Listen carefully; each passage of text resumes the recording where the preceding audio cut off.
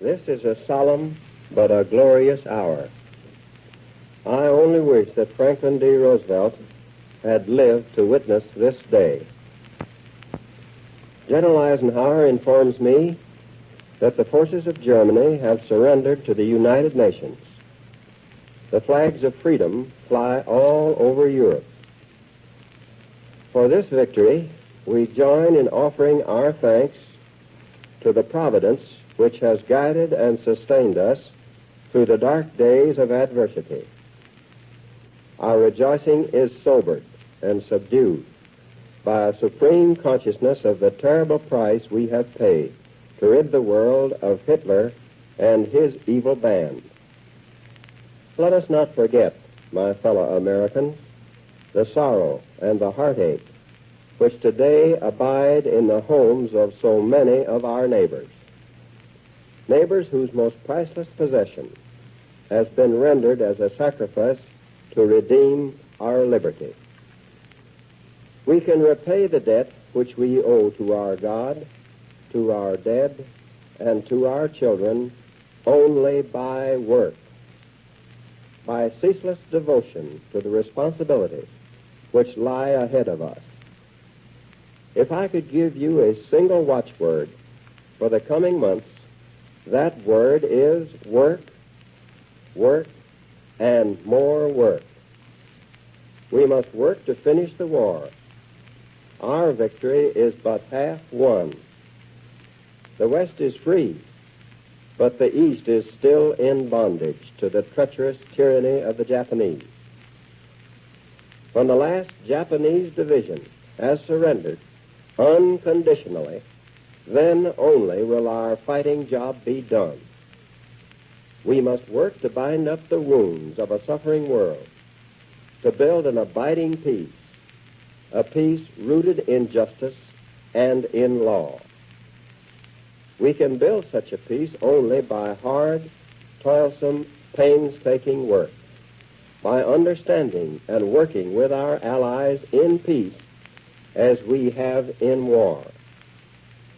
The job ahead is no less important, no less urgent, no less difficult than the task which now happily is done. I call upon every American to stick to his post until the last battle is won. Until that day, let no man abandon his post or slacken his efforts.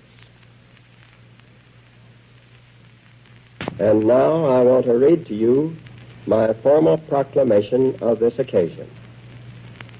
A proclamation. The Allied armies, through sacrifice and devotion, and with God's help, have wrung from Germany a final and unconditional surrender. The Western world has been freed of the evil forces which for 5 years and longer have imprisoned the bodies and broken the lives of millions upon millions of freeborn men. They have violated their churches, destroyed their homes, corrupted their children, and murdered their loved ones.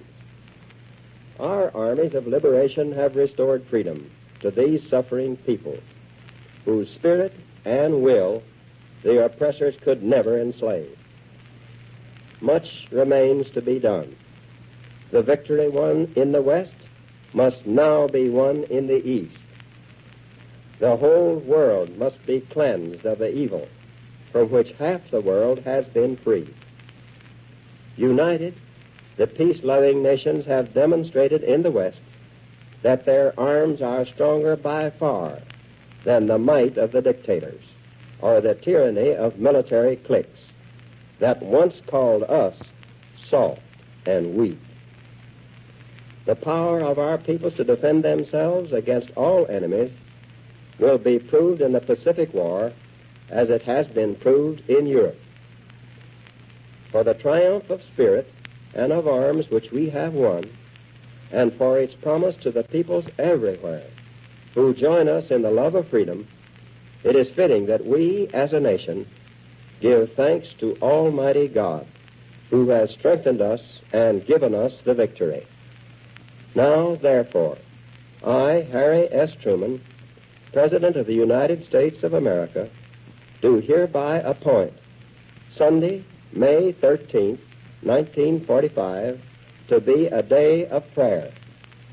I call upon the people of the United States, whatever their faith, to unite in offering joyful thanks to God for the victory we have won, and to pray that He will support us to the end of our present struggle and guide us into the ways of peace. I also call upon my countrymen to dedicate this day of prayer to the memory of those who have given their lives to make possible our victory. In witness whereof, I have hereunto set my hand and caused the seal of the United States of America to be affixed.